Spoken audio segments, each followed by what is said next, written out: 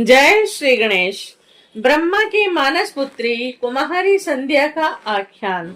सूची बोले, हे महर्षियों, ब्रह्मा जी के इस वचन को सुनकर मुनि श्रेष्ठ नारद प्रसन्नचित्त होकर शंकर जी का स्मरण करके आनंद पूर्वक कहने लगे।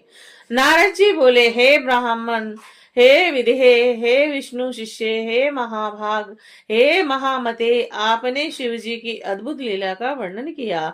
जब कामदेव को अपनी पत्नी को प्राप्त कर प्रसन्न होकर अपने घर चला गया तथा प्रजापति दक्ष भी अपने घर चले गए, सृष्टिकर्ता आप ब्रह्मा तथा आपके मानस पुत्र भी अपने अपने घर चले गए, तब पितरों की जन्मदात्री वह ब्रह्मपुत्री संध्या कहाँ गई और उसने क्या किया और उसका विवाह किस पुरुष के साथ हुआ, और इन सब बातों को और संध्या के चरित्र को विशेष रूप से कहिए। सूची बोले, तत्ववेदा ब्रह्मदेव ब्रह्म बुद्धिमान देव ऋषि नारद के इस वचन को सुनकर भक्ति पूर्वक शंकर जी का स्मरण करके कहने लगे। ब्रह्मा जी बोले, हे मुने, संध्या का संपूर्ण शुभ चरित्र सुनिए, जिसे सुनकर हे मुने सभी स्त्रियां पवित्र होती हैं और पति व्रता होती हैं। वह संध्या जो पूर्व काल में मेरे मन से उत्पन्न हुई थी, वह तपस्या कर शरीर छोड़ने के बाद अरुंधति हुई, और उस बुद्धिमती तथा उत्तम व्रत करने वाली संध्या ने मुनि श्रेष्ठ मेधातिथि की कन्या के रूप में जन्म ग्रहण कर ब्रह्मा विष्णु तथा महेश्वर के वचनों से महात्मा वशिष्ठ का अपने पति रूप से वर्ण किया, और वह श्रेष्ठ पतिव्रता वंदनीय पूजनीय तथा दया की मूर्ति ही थी। नारद जी बोले, हे ब्राह्मण, उस संध्या ने क्यों कहा तथा किस उद्देश्य से तप किया और किस प्रकार वह अपना शरीर त्याग करके मेधातिथि की कन्या हुई, और उसने किस प्रकार ब्रह्मा विष्णु तथा शिव के द्वारा बताए गए उत्तम व्रत वाले महामाते वशिष्ठ को अपना पति स्वीकार किया। ए पितामह, इसे सुनने की मेरी बड़ी उत्सुकता है, अतः सुनने की इच्छा वाले मुझे से अरुंधति के चरित्र का विस्तार पूर्वक ठीक ठीक वर्णन कीजिए। ब्रह्मा जी बोले, हे नारद, पहले अपनी पुत्री संध्या को देखकर मेरा मन काम से आकुष्ट हो गया, किंतु बाद में शिव के भय से मैंने उसे छोड़ दिया। काम बाण से घायल होकर उस संध्या का तथा मन को वश में रखने वाले महात्मा ऋषियों का भी चित्त चलायमान हो गया था। उस समय मेरे प्रति कहे गए शिवजी के मां उपसहाय युक्त वचन को सुनकर और ऋषियों के प्रति अपने चित्त को मर्यादा छोड़कर चलायमान देखकर तथा बार बार मुनियों को मोहित करने वाले उस प्रकार के भाव को देखकर वह संध्या विवाह के लिए सोई अत्यंत दुखी हुई। हे मुने, कामदेव को श्राप देकर जब मैं अंतर ध्यान हो गया एवं शिवजी अपने स्थान कैलाश को चले गए, उस समय हे मुनि सत्तम, वह मेरी पुत्री संध्या दुभुक्ष होकर कुछ विचार करके ध्यान मग्न हो गई। वह मनस्वी संध्या कुछ देर तक अपने पूर्व व्रत का स्मरण करती हुई उस समय यथोचित रूप से ये विचार करने लगी। संध्या बोली, मेरे पिता ने उत्पन्न होते ही मुझ युवती को देखकर काम से प्रेरित होकर अनुराग पूर्वक मुझे प्राप्त करने की अभिलाषा की, और इसी प्रकार आत्म तत्व ब्रह्मदेव के मानस पुत्रों ने भी मुझे देखकर अपना मन मर्यादा से रहित कर काम अभिलाषा से युक्त कर लिया, और इस दुरा आत्मा कामदेव ने मेरे भी चित्त को मत डाला, और जिससे सभी मुनियों को देखकर मेरा मन बहुत चंचल हो गया। इस पाप का फल कामदेव ने स्वयं पाया कि शंकर जी के सामने कृपित होकर ब्रह्मा जी ने उसे श्राप दे दिया, और मैं पापिनी भी इस पाप का फल भोगूं पाऊंगी, अतः उस पाप से शुद्ध होने के लिए मैं भी कोई साधन करना चाहूंगी, क्योंकि मुझे देखकर मेरे पिता तथा सभी भाई प्रत्यक्ष रूप से काम भाव पूर्वक मेरी अभिलाषा करने लगे, अतः मुझसे बढ़कर कोई पापनी नहीं है।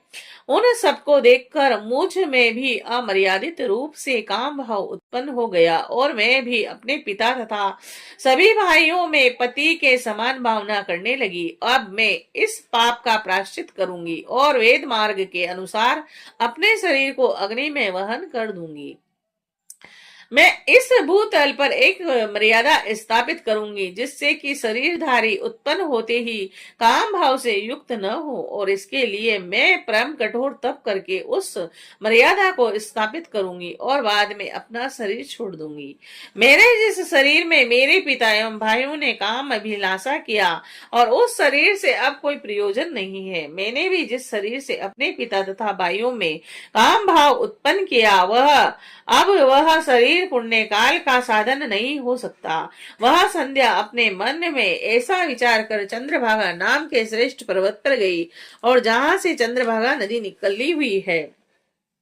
इसके बाद संध्या को उस श्रेष्ठ पर्वत पर तपस्या के लिए गई हुई जानकर मैंने अपने पास में बैठे हुए मन को वश में रखने वाले सर्वज्ञ ज्ञान योग तथा वेदांग के पारगामी अपने पुत्र वशिष्ठ से कहा। ब्रह्मा जी बोले, हे पुत्र वशिष्ठ, तपस्या का विचार करके गई हुई मन वसनी पुत्री संध्या के पास जाओ और इस विधि पूर्वक दीक्षा प्रदान करो। हे मुनि सत्तम, प्रथम यह तुम लोगों को मूछ को तथा अपने को काम अभिलाषा से युक्त देख रही थी, परंतु अब इसके नेत्रों की चपलता दूर हो गई है। अब यह तुम लोगों को तथा अपने भूतपूर्व दुष्कर्मों को समझकर मृत्यु ही अच्छी है, ऐसा विचार कर प्राण छोड़ने की इच्छा करती है।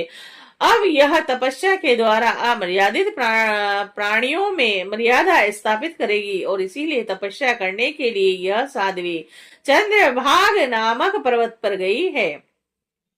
हे तात, ये तपस्या की किसी भी क्रिया को नहीं जानती है, अतः जिस प्रकार के उद्देश्य से वह अपने अभिष्ट को प्राप्त करे वैसा करो। हे मुने, तुम अपने इस रूप को छोड़कर दूसरा शरीर धारण कर अपने समीप में स्थित होकर पश्चर्या की क्रियाओं को प्रदर्शित करो, और उसने यहाँ पर मेरे तथा तुम्हारे रूप को पहले देख लिया है, और यह रूप द्वारा वह कुछ भी शिक्षा ग्रहण नहीं करेगी, इसीलिए दूसरा रूप धारण करो। ब्रह्मा जी बोले, हे नारद, इस प्रकार दयालु मुनि वशिष्ठ जी ने मुझसे आज्ञा प्राप्त की और यथास्तु स्थान कह कर वे संध्या के समीप गए। वशिष्ठ जी ने वहां मानसरोवर के समान गुणों से परिपूर्ण देवसर को तथा उसके तट पर गई हुई उस संध्या को भी देखा। उज्जवल कमलों से युक्त वह देवसर तट पर स्थित संध्या द्वारा इस प्रकार शोभित हो रहा था, मानव प्रदोष काल में उदित चंद्रमा तथा नक्षत्रों से युक्त आकाश रात्रि में सुशोभित हो रहा हो। कौतूहल युक्त वशिष्ठ जी सुंदर भावों वाली उस संध्या को देखकर ब्रह्लोहित नामक उस तालाब की ओर देखने लगे, और उन्होंने उस चंद्रभागा पर्वत के शिखरों से दक्षिण समुद्र की ओर जाने वाली चंद्रभागा नदी को देखा, और वह नदी चंद्रभाग पर्वत के विशाल पश्चिमी भाग को तोड़कर समुद्र की ओर उस प्रकार जा रही थी जैसे हिमालय से गंगा समुद्र में जाती है। उस चंद्रभाग पर्वत पर ब्रह्लोहित सरोवर के तट पर स्थित संध्या को देखकर वशिष्ठ जी आदर पूर्वक उससे पूछने लगे। वशिष्ठ जी बोले, हे भद्रे, इस निर्जन पर्वत पर तुम किस लिए आई हो, और तुम किसकी कन्या हो, और यहाँ क्या करना चाहती हो? पूर्ण चंद्रमा के समान तुम्हारा मुख मलिन क्यों हो गया है? यदि कोई गोपनीय बात न हो तो बताओ, मुझे सुनने की इच्छा है। ब्रह्मा जी बोले, उन महात्मा वशिष्ठ की बात सुनकर उन्हें महात्मा प्रदीप्त अग्नि के समान तेजस्वी ब्रह्मचारी और जटाधारी देखकर और आदर पूर्वक प्रणाम कर संध्या उन तपोधन वशिष्ठ से कहने लगी। संध्या बोली, हे विप्रभो, मैं जिस उद्देश्य से इस पर्वत पर आई हूँ वह तो आपके दर्शन मात्र से ही पूर्ण हो जाएगा। हे ब्राह्मण, मैं तप करने के लिए इस निर्जन पर्वत पर आई हूँ। मैं ब्रह्मा की पुत्री हूँ और संध्या नाम से प्रसिद्ध हूँ। यदि आपको उचित जान पड़े तो मुझे उपदेश कीजिए। मैं तपस्या करना चाहती हूँ, अन्य कुछ भी गोपनीय नहीं है। मैं तपस्या की कोई विधि बिना जाने ही तपोवन में आ गई हूँ और इस चिंता से सूखती जा रही हूँ तथा मेरा हृदय कांप रहा है।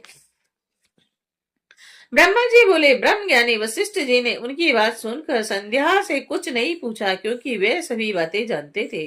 और इसके बाद वे मन में भक्त वत्सल शंकर जी का स्मरण कर तपस्या के लिए उद्यम करने वाली तथा मन को वश में करने वाली उस संध्या से कहने लगे। वशिष्ठ जी बोले, हे देवी, जो महान तेज स्वरूप, महान तप तथा परम आराध्य है, उन शंभु का मन से ध्यान करो। जो धर्म, अर्थ, काम और मोक्ष के आदि कारण तथा आदित्य स्वरूप है, उन्हीं संसार के एकमात्र आदि कारण पुरुषोत्तम का भजन करो। और हे शुभानन्य, तुम इस मंत्र से देवेश्वर शंभु का भजन करो, और इससे तुम्हें समस्त पदार्थों की प्राप्ति हो जाएगी, और इसमें संदेह नहीं है। ओम नमः शंकराय ओम, इस मंत्र से मौन होकर इस प्रकार तपस्या का आरंभ करो, और विशेष विधि तुमको बता रहा हूं, सुनो। मौन होकर स्नान तथा मौन होकर सदाशिव की पूजा करनी चाहिए। प्रथम दोनों षष्ठ कालों में जल का आहार कर तीसरे षष्ठ काल में उपवास करें, और इस प्रकार षष्ठ कालीन क्रिया तपस्या के समाप्ति प्रयत्न करनी चाहिए। हे देवी, इसका नाम मौन तपस्या है, और इसे करने से यह ब्रह्मचार्य का फल प्रदान करने वाली तथा सभी अविष्ट फल प्रदान करने वाली है।